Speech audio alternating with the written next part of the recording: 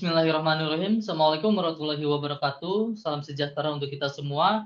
Perkenalkan, nama saya Ik Muhammad Malik Matin. Saya adalah dosen tetap Teknik Multimedia dan Jaringan, jurusan Teknik Informatika dan Komputer, Politeknik Negeri Jakarta.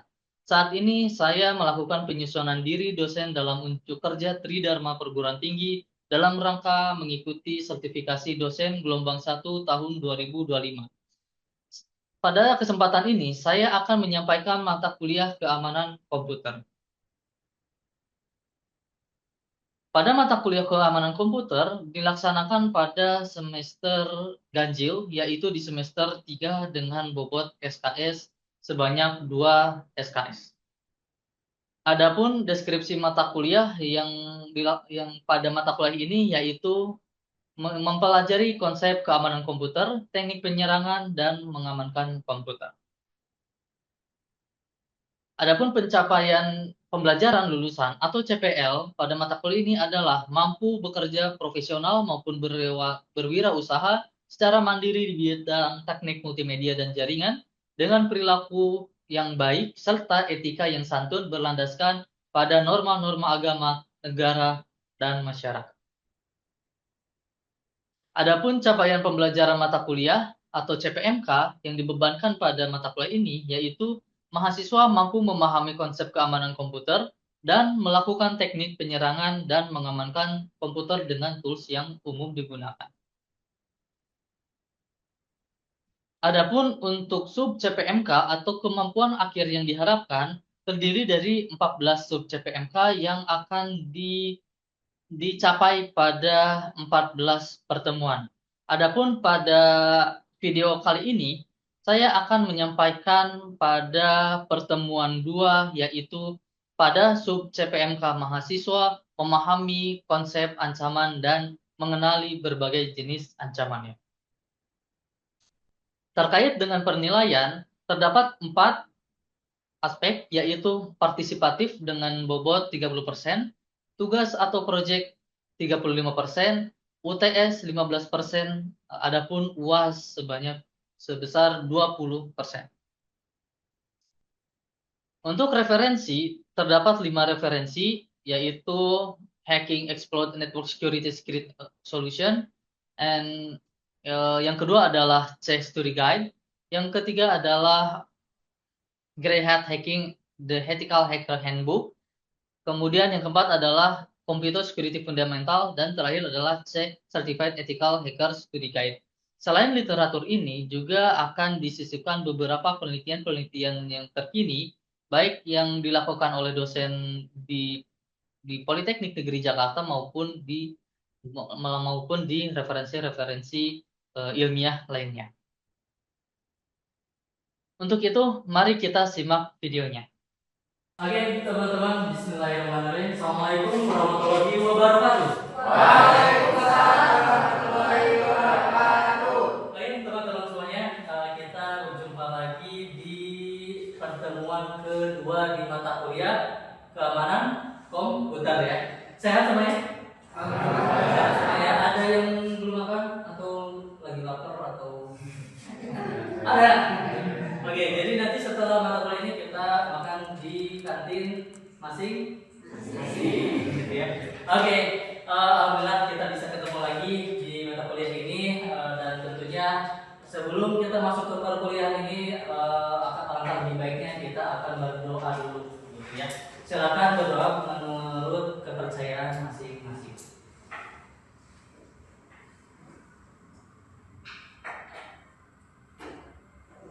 Oke, terima kasih teman-teman.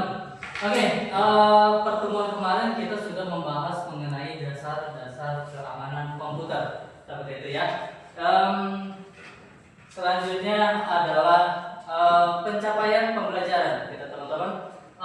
Kita akan ingatkan kembali bahwa capaian pembelajaran mata kuliah pada mata kuliah keamanan komputer ini adalah mahasiswa mampu memahami konsep keamanan komputer dan melakukan teknik penyerangan dan pengamanan komputer dengan tools yang umum digunakan. Jadi di akhir mata kuliah ini teman-teman sudah bisa melakukan penyerangan. Yang kedua adalah bagaimana teman-teman melakukan mitigasinya.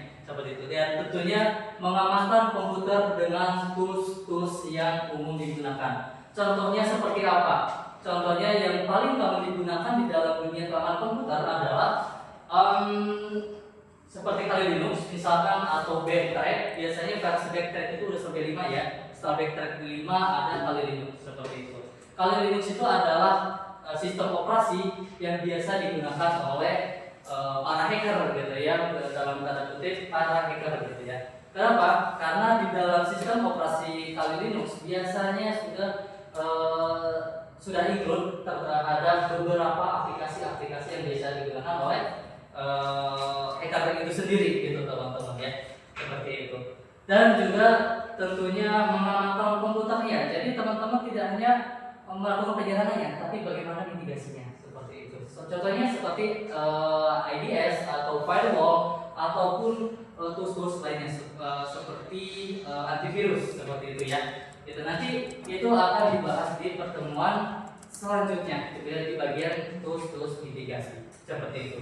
Nah, untuk capaian pembelajaran mata kuliah hari ini adalah mahasiswa memahami konsep ancaman dan mengenali berbagai jenis ancamannya. Kemarin kita sudah membahas apa? CIA gitu ya, CIA, kemudian keamanan informasi, keamanan komputer gitu ya, dan dasar-dasarnya gitu. Apa itu hacker gitu ya, seperti itu.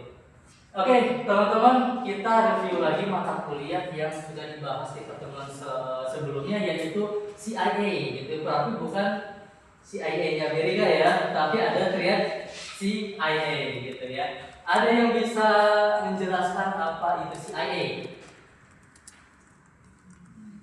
Gus, silakan.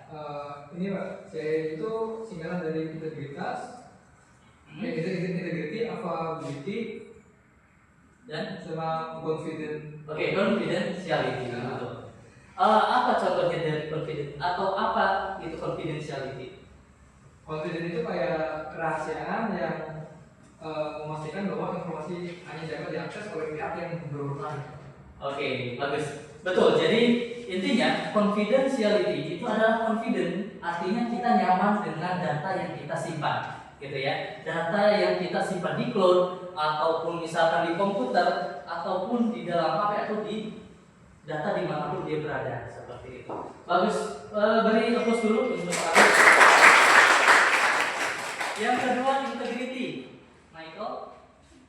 Integrity adalah keaslian data. Jadi data yang sudah dicantumkan ke sistem tidak bisa diubah orang lain, hanya bisa diubah oleh pengguna asli. Oke, baik.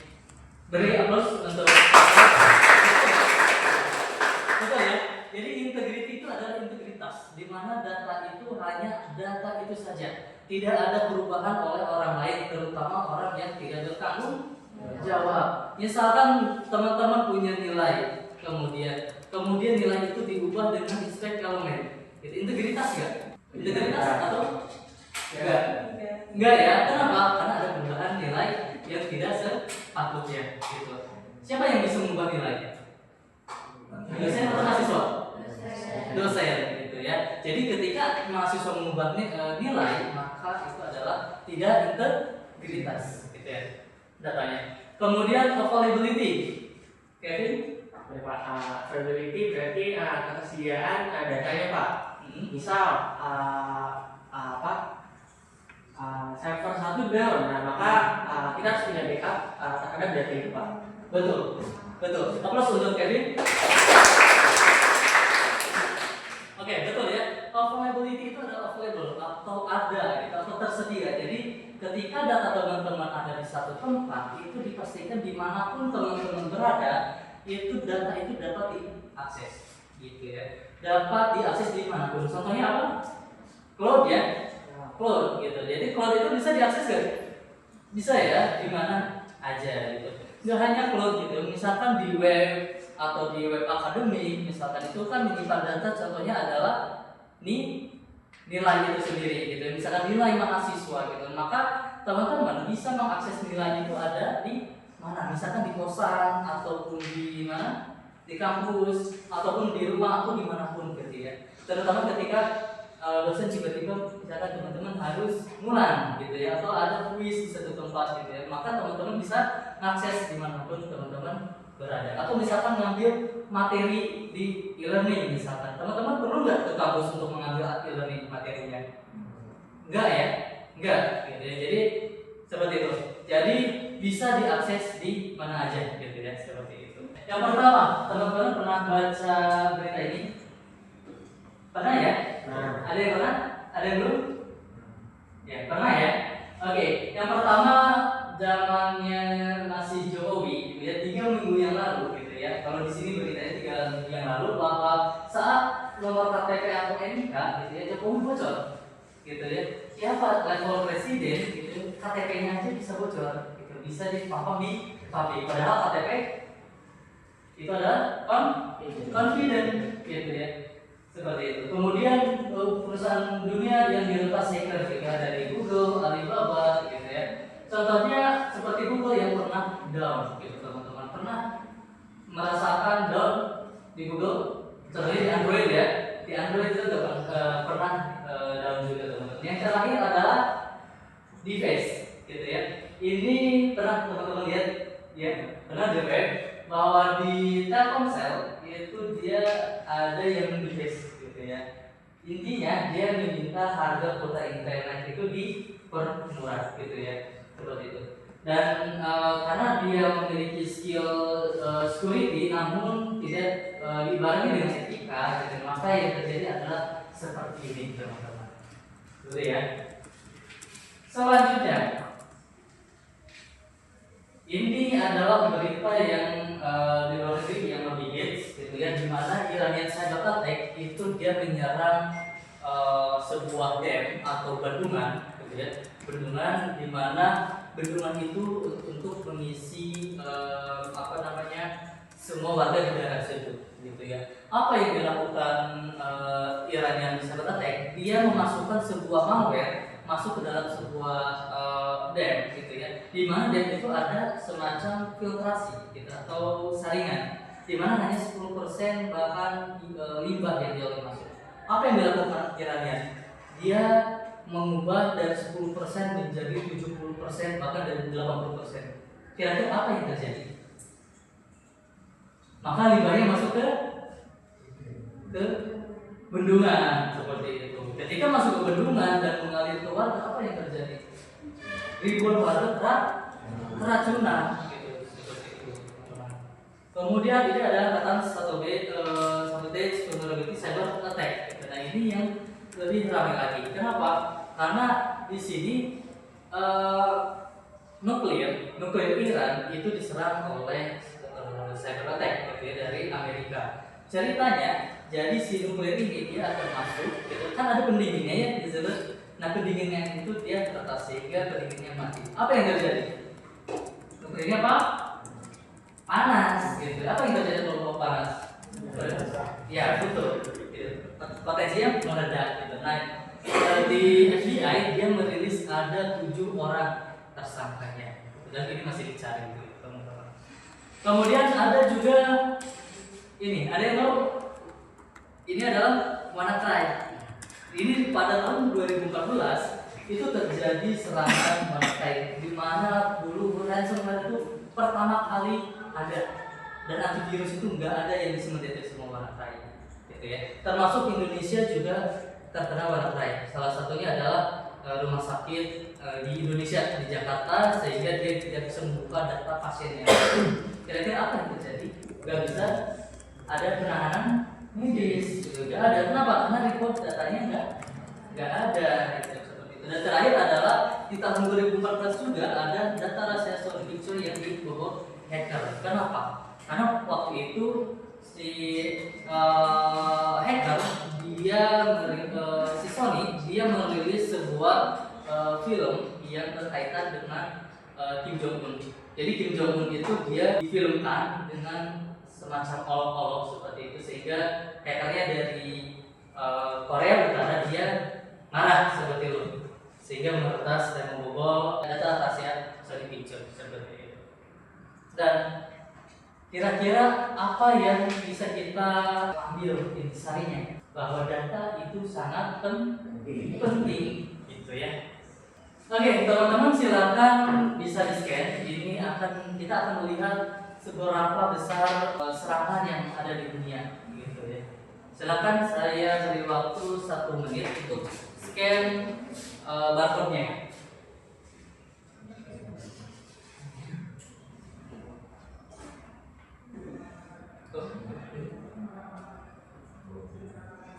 Silakan di-scan.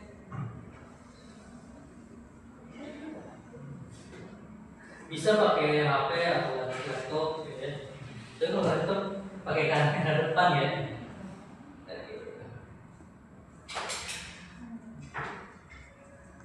Kita bisa lihat di sini.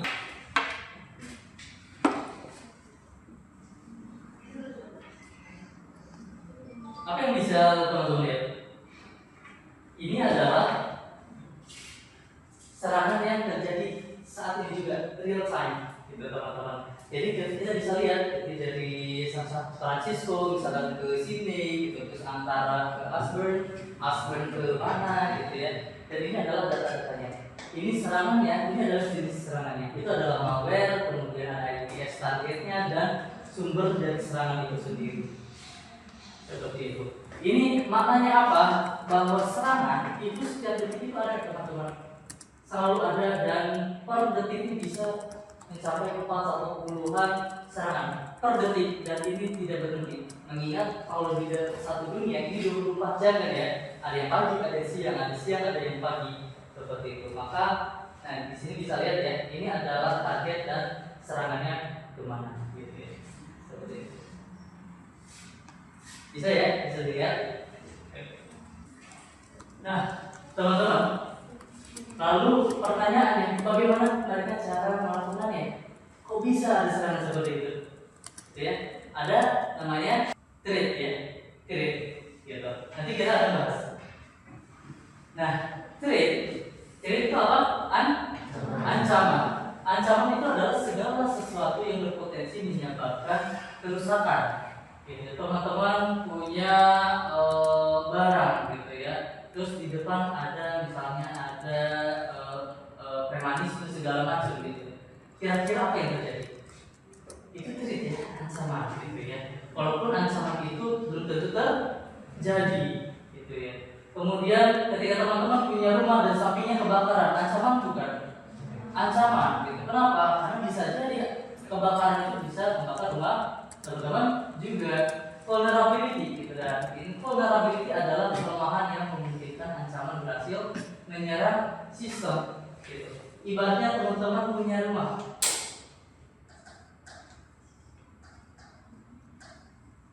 Teman-teman pintunya terbuka, gitu, dan teman-teman misalkan ingin adanya pencuri, misalkan, atau ada pencuri, gitu. Pencuri akan masuk ke dalam, gitu. Pasti masuk. Kenapa? Karena ada vulnerability, seperti itu. Kemudian yang terakhir adalah risk. Risk itu apa? Risiko atau potensi kerugian atau dampak dari kerentanan yang berhasil dieksploitasi. Risiko terjadi ketika threat atau ancaman memiliki kelemahan memiliki aset value, karena ada nilai. Teman-teman masuk ke rumah ada emasnya, value kan? Value. Lalu kalau di komputer apa value-nya? Data, benar.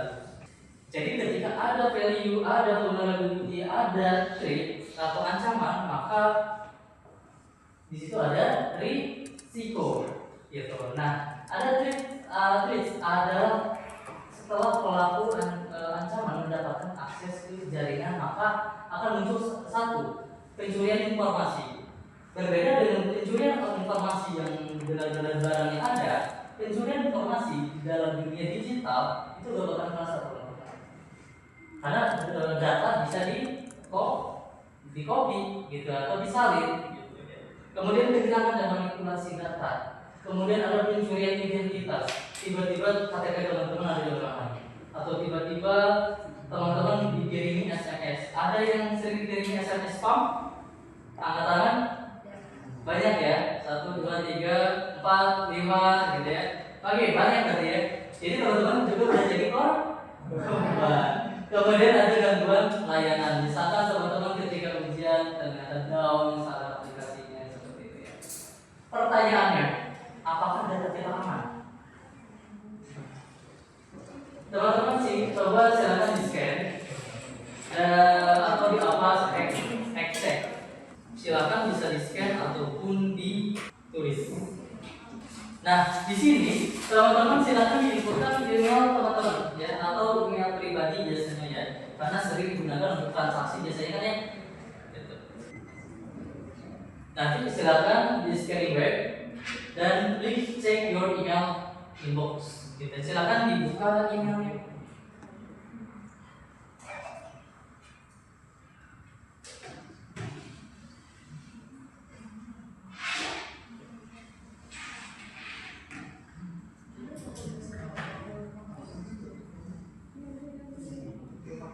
Apa yang terjadi? Your password di report, promotas cek dan password di tahun 2018 dan bocornya di mana? Kalau pasar di tahun 2018 itu beberapa pernah apa namanya ada datanya bobol gitu seperti itu teman-teman. Ada yang merasa merah seperti ini atau ada yang hijau? Kenapa Gus? Nggak tahu apa yang merah aja Pak. Merah ya? Oke, ada yang lain? Kenapa? Bukan 8 juga tahu? 18 juga berarti nasib kita sama ya. Oke, nah seperti ini teman-teman. Lalu apa yang harus kita lakukan ketika kita tahu bahwa data kita dijual? Maka harus ganti password atau ganti data itu agar data itu yang diakses menjadi kadaluarsa seperti itu. Nah, kita bahas type of threats ya. Ada 4 yang paling common atau paling umum dilakukan oleh seorang hacker. Pertama adalah malware, kedua phishing, ada video attack dan DOS attack. Yang pertama adalah malware. Ada yang tahu malware? Gus? Virus Pak. Ya betul ya, virus. Gitu ya. Jadi yang paling common yang kita tahu adalah malware itu adalah virus. Gitu ya. Jadi prinsipnya adalah malware itu adalah sebuah kode atau perangkat lunak yang tidak diperkenankan masuk ke komputer, namun dia tetap masuk ke sebuah komputer. Nah, ini ada malware-nya ada banyak teman-teman tipenya. Ada virus yang tadi dikatakan Agus bahwa malware yang menyebar menempel pada program, seperti halnya virus biologis, dia hanya bekerja ketika masuk ke dalam sebuah komputer, atau kalau virus biologis itu masuk ke dalam manusia menginfeksi. Kemudian ada worm atau cacing. Cacing itu dia akan bergerak di dalam tubuh manusia biologis. Di komputer pun sama, dia akan bergerak mencari data-data yang sensitif. Kemudian ada Trojan horse, itu adalah malware yang masuk ke dalam sebuah file kemudian dikirimkan atau kita terima. Kemudian ada ransomware, itu di mana malware mengenkripsi data sehingga datanya terkunci, gitu, dan kita tidak bisa membukanya. Kemudian ada phishing, ada itu phishing, mancing ya. Nah mancing itu yang dipancing bukan ikan, tapi adalah personal data. Gitu. Datanya apa aja? Misalkan identitas kita, ataupun alamat kita, atau bahkan lebih sensitif lagi password dan lain-lain seperti itu. Di sini tolong teman-teman ada diskusi. Kita dibagi menjadi 6 kelompok. Yang pertama mungkin semua kelompok bahasannya sama, dan tolong dijelaskan apakah ini email phishing atau bukan dan cirinya apa. Saya kasih waktu 5 menit gitu ya. Silakan teman-teman untuk menganalisis kira-kira isinya email phishing atau bukan. Oke, yang oke, udah 5 menit ya. Silakan teman-teman, ada yang mau ke depan atau saya tunjuk di kelompok yang paling depan. Silakan. Silakan ke depan dan tentukan mana yang menjadi cirinya phishing. Silakan. Oke. Silakan yang mana? Kalau menurut Ini kan pos Indonesia, tapi kalau dari bahasanya itu mirip-mirip emailnya pakai bahasa Inggris. Betul. Yang pertama, terus kedua dari link sih ya. Kalau menurut saya link itu agak menakutkan, mencurigakan. Sama di sini yang 8 hari itu seperti ancaman gitu. Oke, sip. Terima kasih. Nah, betul ya. Oke, betul ya. Tadi ini adalah pos Indonesia, tapi dia menggunakan bahasa Inggris dan dia menggunakan satu API. Kemudian dia ada satu confirm the shipment of your package click here, gitu ya. Dia memberikan tautan, gitu ya. Nah, ini akan berbahaya, gitu, teman-teman. Dan terakhir adalah ada satu ancaman. You will have 8 days, gitu. Jadi 8 hari hanya punya 8 hari untuk teman-teman ya. Kalau lewat dari 8 hari apa yang dia katakan? Dia akan ditarik barang. Padahal yang namanya pos itu tidak ada penarikan barang seperti itu ya. Oke, selanjutnya adalah man in the middle attack. Man in the middle attack itu adalah ketika user mengirimkan data ke dalam web aplikasi. Namun di jalannya ada penyadapan data seperti itu. Sehingga apa yang terjadi?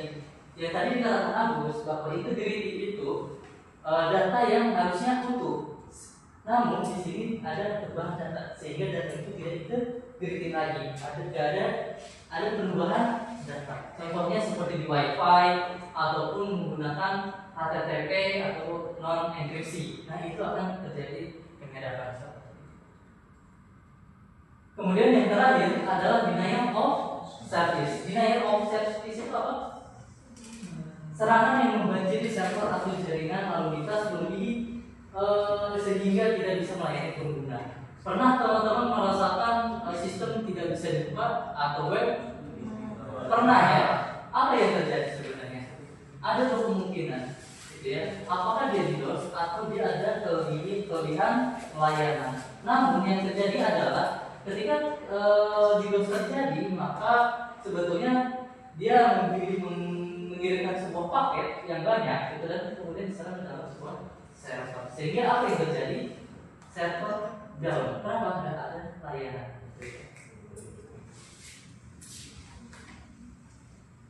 Nah, yang bisa kita simpulkan dari mata kuliah ini adalah pertama yang kita lihat tadi, insiden keamanan terjadi setiap saat dan kapan aja, sehingga teman-teman harus menjaga datanya, gitu ya, dan mengukur risiko yang diperlukan. Kemudian selanjutnya adalah konsep dasar keamanan. Tadi ada apa aja? Ada threat, ada vulnerability dan risk. Dan terakhir adalah ancaman yang paling umum itu adalah tadi ada malware, phishing, nyetop, dan DDoS. Kenapa? Karena 4 serangan ini yang sering digunakan dan mudah digunakan. Seperti itu. Oke, selanjutnya adalah mungkin ini yang pertemuan ketiga nanti di minggu ke depan. Tadi kita membahas bagaimana cara kita menyerang. Tetapi nanti di minggu ketiga bagaimana cara kita mengamankan data. Salah satunya dengan menggunakan konsep kriptografi. Kriptografi nanti akan ada simetrik dan asimetrik. Itu terdapat dari kuncinya. Sedangkan yang tradisional dan modern itu adalah dari sisi biner atau non binernya, seperti itu. Mungkin itu aja teman-teman pertemuan hari ini. Mungkin nanti kita akan ketemu lagi di minggu depan di topik kriptografi. Terima kasih. Assalamualaikum warahmatullahi wabarakatuh.